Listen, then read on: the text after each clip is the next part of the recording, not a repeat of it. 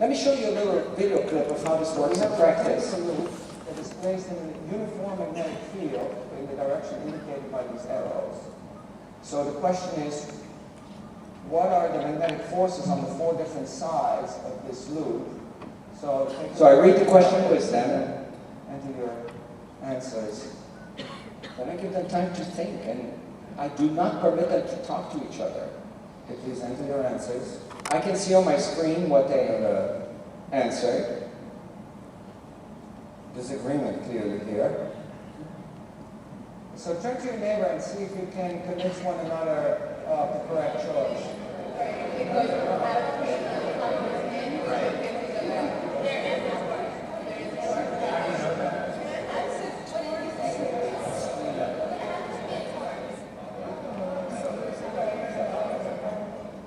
You saw the aha moment. Initially we had sort of an even split. And now we have an absolutely overwhelming majority for choice number 2. The bottom of this loop. And it's not unusual to go from sort of a 50-50 split to almost everybody correct, because the students work in parallel. Do you want to try it? Good. Okay, that's what I was hoping you'd say. So I had asked the organizers to hand out a little piece of paper describing the phenomenon of thermal expansion. Did you all read that? No? Did that not happen? I'm just kidding. I'm just kidding here. But you know, if you don't do your reading, then I cannot ask you any questions. So that means I will have to lecture you a little bit about thermal expansion. But you know, I'm actually quite happy about that because I never get to lecture in my own classes anymore, and I miss it. So thank you for giving me that opportunity. Thermal expansion means that materials, and solids in particular, expand in volume when they get hotter. We'll talk about hard solids here, like metals or stone or wood, if you want. They all expand when they get hotter, and then they contract again when they get colder. And in engineering, this is very important. You may have noticed if you take a train, and the train goes at low velocity, you hear this clickety-clack sound of the wheels when they go from one section of the rail to the other. And you may wonder, why don't we leave these little gaps? Why don't they just jam the rails together? Well, this is what happens if they jam the rails together. They can't expand, and they buckle. And when they buckle, the train derails when it goes over it. Steel beam buildings, like this one, needs to be built, taking into account the expansion of the metal beams, which is more pronounced than the expansion of other materials from which this building is made. So it's a very important point in engineering. Well, thermal expansion occurs because materials are made from atoms. I'm showing 9 atoms here, solids, and we'll only talk about solids here. And when the material gets hotter, the atoms get further away from each other. So this is cold, and this is hot. Cold and hot. That's all there is to it. That's the only thing I'm going to test. You may wonder, why are they getting further away from each other? I'm not going to ask you about it, but just to satisfy your curiosity, the reason is that atoms don't sit still. They vibrate. And the amplitude of that vibration is what we call temperature.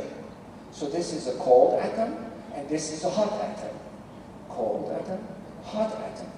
So as the amplitude increases, they need more space. Right? Imagine you're all atoms. You wouldn't sit like this. You'd actually be vibrating like this, and as you vibrate over a bigger amplitude, you're pushing the people around you away. Cold and hot. Questions, anyone? I knew I gave very clear lectures, so thank you for confirming that. By the way, it's not just those 9 atoms you see there, it's all atoms, the millions and billions of atoms that we have in a piece of metal. Cold and hot. Professor. No questions? Because, you know, I'm going to, look, one thing I could do is black out the screen, and then, yeah, I see there's some questions, good. and then just ask you, when metals get hotter, the atoms they expand because the atoms A get further apart from each other, B stay the same distance, C get closer together. But that would be just me giving information to you and you giving that same information to me. I'm going to change the context. So there was a question in the back there. Did you have a question? What is so special about the atom in the middle? Look, it doesn't move. Well, it doesn't move because I made two diagrams, this one and that one, and I centered them on top of each other. But I could equally as well have, instead of putting this atom on top of the gray one underneath, I could have, let me put this microphone away, I could have put this black one on top of this gray one. Then this one would have not moved up, but it would have moved which way? Towards the right. And this one would have moved twice as far to the right. And this one would have not stayed where it was, it would have gone which way? Down and towards the right, so this way. What matters is not the absolute position, it's the distance from each other. Because even if I put this one here, the distance between those two would still have been increased, and between those two, and between those two, and those two.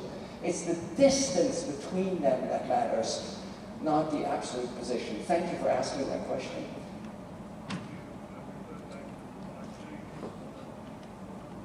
Can I relate this back to the Tai Chi exercise? You know, unfortunately, we are made of soft matter, not hard matter. Our bones do expand a little bit when they get hotter, but soft tissue is much more complicated. It's in the realm of biology, not physics. That's right. As you start to move, you couldn't stay in your seats there because you'd slap your neighbor in his or her face. You have to go further away from each other in order to give the space to expand. I think you're ready for the question. Are you ready? Oh, lots of enthusiasm here. Are you ready? Yes. Okay, good. Now remember this. I'm going to ask you the question. Then you are going to think about it without talking to your neighbor. If anybody talks, I'm going to come and put this microphone in your face, and you're going to have to tell everybody what you just told your neighbor. So be silent. Then we're going to vote. Then I'm going to ask you to find a neighbor who has a different answer.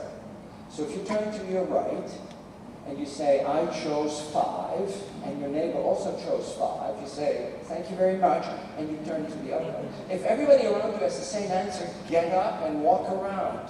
You've got to find somebody who's a different answer. If I see you sit there without talking to anyone, I'll come and talk to you. And believe me, you'd rather be talking to another delegate than to me. Okay, ready? Here we go. Consider a rectangular metal plate with a circular hole in it. Now imagine you uniformly heat that plate. What happens to the diameter of that hole? 1, it increases. 2, it decreases. 3, sorry, it stays the same, 2, I can't read. And 3, it decreases. Think about it in terms of the atoms getting further away from each other.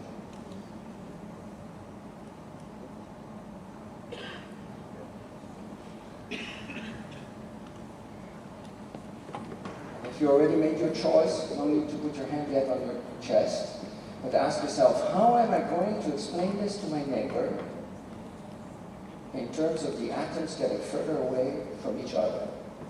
All of them.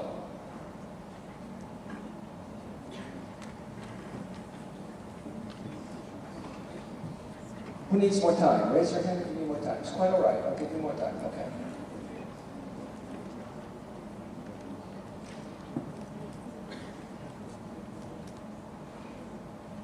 I'm going to give you 10 more seconds.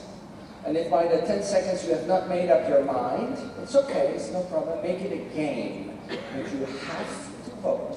You have to vote 1, 2, or 3.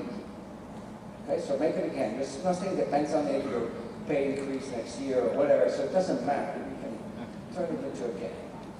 Okay, I'm going to come down so I can see hands on the chest, because from there I can't see it. So at the count of 3. 1, 2, 3. And hold them there so I can see what...